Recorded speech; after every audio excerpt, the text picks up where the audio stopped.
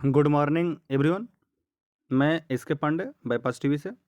आइए मैं आप सभी के बीच में लेकर आया हूँ एएनएम की जो रिक्रूटमेंट निकल कर आई है झारखंड सरकार के द्वारा, उसी के बारे में मैं बात करने के लिए आया हूँ और नए खबरों के साथ ये है।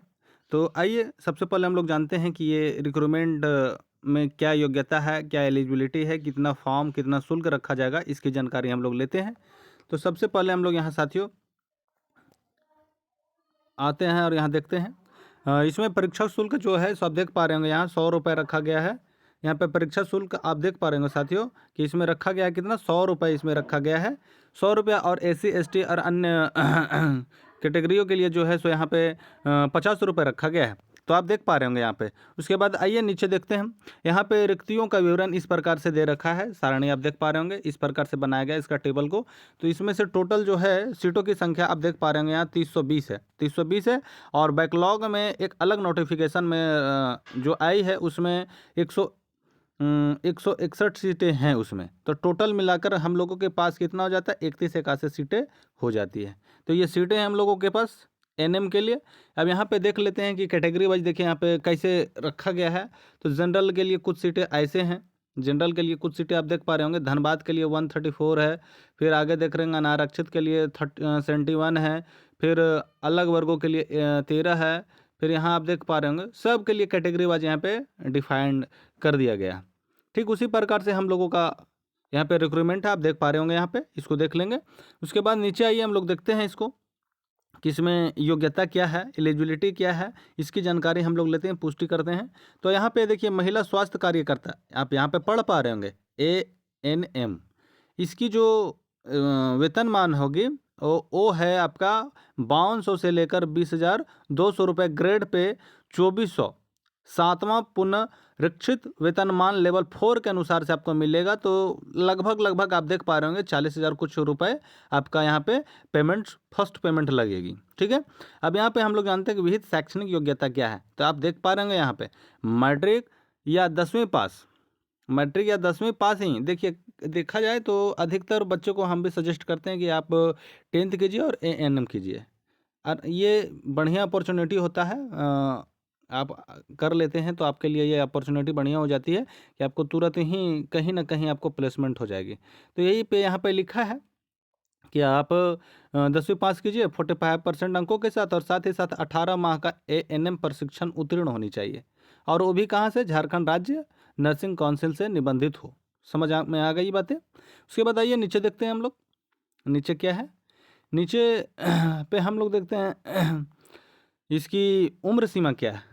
उम्र सीमा को हम लोग देख लेते हैं। यहाँ पे उम्र सीमा की गणना यहाँ पे आप लोग देख पाएंगे। तो यहाँ पे बता रहा है कि आपकी जो न्यूनतम उम्र सीमा होगी उसकी गणना जो होगी 1/8/2025 से लेकर, और अधिकतम उम्र सीमा भी उसी वर्ष से शुरू की जाएगी, यानी 1/8/25 से। तो यहाँ पे देखा जाए तो न्यूनतम उम्र की सीमा जो 18 वर्ष जिनका हो गया है वो फॉर्म को क्या कर सकते हैं, फिलअप कर सकते हैं। अनारक्षित एवं आर्थिक रूप से कमजोर वर्ग के लिए आप देख पा रहे होंगे 40 वर्ष रखा गया है। ठीक है। अत्यंत पिछड़ा वर्ग भी उसी कैटेगरी में आएगा। फिर पिछड़ा वर्ग, अनुसूचित, पुरुष वगैरह वगैरह यहाँ पे लिखा है, लेकिन यहाँ पे महिलाओं के लिए ही रिक्रूटमेंट है। साफ साफ आप सबों को मैं बता दूं कि GNM जो भी कर चुके होंगे उनके लिए ये रिक्रूटमेंट नहीं है। अन्यथा आप ये दिमाग में भी मत लाइएगा कि हम GNM कर चुके तो हम भी भर सकते हैं। ये साफ साफ शब्दों में यहाँ लिख दिया है कि आप यहाँ पे ANM का ही यहाँ पे फॉर्म भरा जाएगा और उन्हीं का यहाँ रिक्रूटमेंट है। ठीक है। आप यहाँ पे देख पा रहे होंगे यहाँ पे 43, फिर ये 45, लास्ट एज जो है 45 है। ठीक है। अब नीचे हम लोग देखने का प्रयास करते हैं। ये तो हम लोगों ने देख लिया। अब इसमें इसकी जो है सो फॉर्म भरने की योग्यता तो जान गए हैं। अब इसका एग्जाम किस प्रकार से होगा इसकी जानकारी भी हम लोगों को होना चाहिए। जाति प्रमाण वगैरह ये फॉर्म जब भरा जाएगा तो समय मैं सब बता दूंगा। अभी जो जो इम्पोर्टेंट जो चीज़ें हैं मैं उसकी पुष्टि आप लोगों के बीच में कर रहा हूँ, तो आप लोग उसे सुनेंगे गहराई से और देखने का प्रयास करेंगे। ठीक है। अभी देखिए यहाँ पे हम लोग आते हैं, कहाँ गया, यहाँ पे इसका जो एग्ज़ाम होगा साथियों, मैं बता दूं OMR सीट पर ही होगा।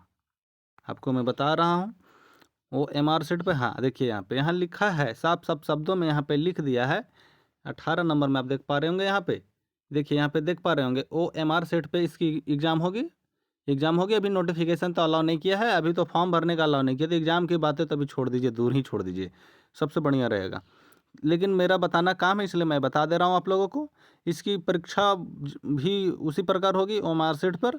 अब देखिए यहाँ पे हम लोग जानने का प्रयास करते हैं, 20 नंबर में हम लोग जानेंगे कि इसका क्या है क्राइटेरिया, ये जान लेना है। उसके बाद हम लोग यहाँ आते हैं 21%, 21 नंबर में यहाँ पे क्या कह रहा है, तो यहाँ कह रहा है साथियों, पहला क्या होगा, परीक्षा मेरा लिखित होगा OMR बेस्ड पे।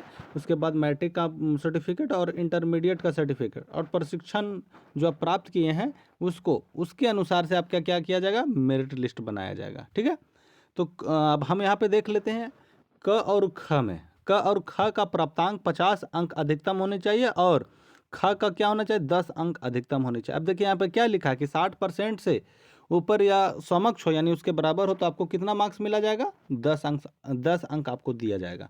फिर कह रहा है 60% से कम तथा 45% अंक तक अगर आपका है तो आपको 7 नंबर दिया जाएगा। ठीक है, और 45% के बराबर है तो आपको 5 मार्क्स दिया जाएगा। अब नीचे आते हैं हम लोग, इसमें शैक्षणिक योग्यता में आ जाते हैं। अब मैट्रिक का क्या प्रोसेस है, इसका क्या क्राइटेरिया है, इसके बारे में जान लेते हैं। उसके बाद फिर हम लोग आगे देखेंगे। तो मैट्रिक का देखिए, मैट्रिक में अगर आप 60% लाते हैं और उसके समक्ष लाते हैं तो आपको कितना मार्क्स दिया जाएगा, 20 नंबर आपको दिया जाएगा। अगर 60% से कम अथवा 45% आप लाते हैं तो 5 नंबर आपका काट लिया जाएगा, यानी 15 नंबर दिया जाएगा। अब 45% अगर आप लाए हैं तो 10 अंक आपको दिया जाएगा। ठीक है, अब आगे आते हैं इंटरमीडिएट में, आपको देखते हैं इसका क्या प्रोसेस। तो ठीक उसी प्रकार प्रोसेस है, 20 नंबर, 15 नंबर, 10 नंबर, यही इसका प्रोसेस है। अब वो घ में आते हैं। टोटल देखिए यहाँ पे प्राप्तांक जो है, टोटल मार्क्स का जो आपका इंक्लूड जोड़ा जाएगा वो टोटल 150 का एग्ज़ाम होगी।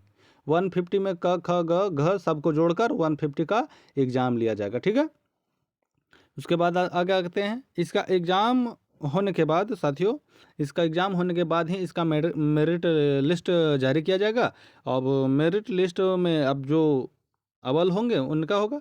मैं बता दूं कि अभी इसका फॉर्म भरने का जो है सो डेट नहीं आया है, बट देखिए क्या कीजिएगा, जेएसएससी का, और ये जो रिक्रूटमेंट आया है सो जेएसएससी के माध्यम से आया और ये जेएसएससी ही लेगी।